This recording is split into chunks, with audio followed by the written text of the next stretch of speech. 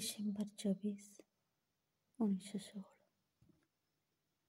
ହେ ଭଗବାନ, ତୁ ମୋର ମନକୁ ଜାଣିବାକୁ ଦେଇନାହୁଁ କ'ଣ ଘଟିବାକୁ ଯାଉଛି ଏବଂ କିପରି ଭାବେ ତାହା ଘଟିବ।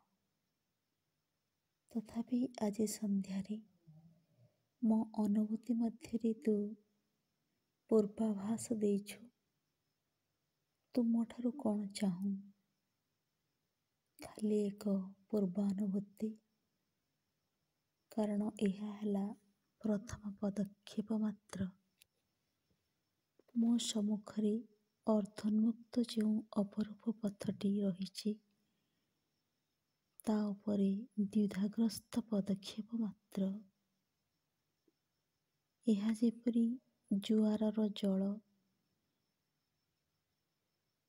ନଦୀ କ୍ରମେ ଏଥିରେ ସ୍ଫୀତ ହୋଇ ଉଠୁଛି। ଯେ ପର୍ଯ୍ୟନ୍ତ ଦୁଇ କୂଳ ଲଙ୍ଘନ କରି ତାର କଲ୍ୟାଣମୟ ପ୍ଲାବନରେ ସବୁ କିଛି ବୁଡ଼ାଇ ନ ଦେଇଛି, ସେହିପରି ଏବେ ମୋ ହୃଦୟ ସ୍ଫୀତ ହୋଇ ଉଠିଛି।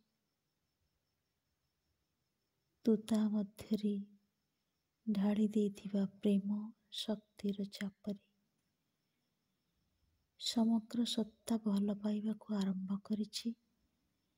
ନିରନ୍ତର ଆହୁରି ଭଲ ପାଇବାକୁ, ବିଶେଷ ଲକ୍ଷ୍ୟ ବିନା, କୌଣସି କିଛିକୁ ନୁହେଁ, ପୁଣି ସମସ୍ତଙ୍କୁ ଏକ ସଙ୍ଗେ, ଯାହାକୁ ସେ ଜାଣେ ଏବଂ ଯାହାକୁ ସେ ନ ଜାଣେ ତାକୁ ମଧ୍ୟ,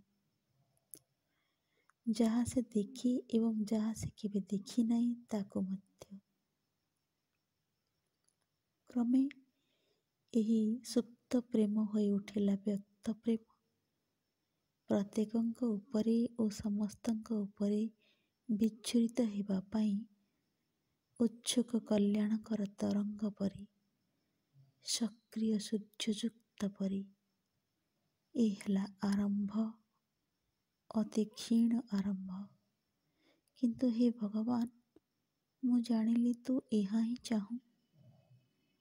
ତୋ ଇଚ୍ଛାଶକ୍ତି ଚିରଦିନ ହିଁ ସେହି ଅଖଣ୍ଡ କାରୁଣ୍ୟ ଶକ୍ତି, ଯେ ତାର ଦିବ୍ୟାନନ୍ଦ ମଧ୍ୟରେ ସତ୍ତାକୁ ବୁଡ଼ାଇ ଦେଇଛି ଓ ସକଳ ଅକିଞ୍ଚିତ୍କର ନୈମିତିକତା ଅତିକ୍ରମ କରି ତୋ ସ୍ୱର୍ଲୋକର ମହାଜ୍ୟୋତି ମଧ୍ୟକୁ ନେଇ ଚାଲିଛି।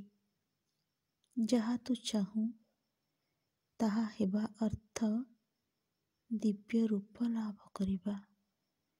ଯାହା ତୁ ଚାହୁଁ ତାହା ହେବା ଅର୍ଥ ଦିବ୍ୟ ରୂପ ଲାଭ କରିବା।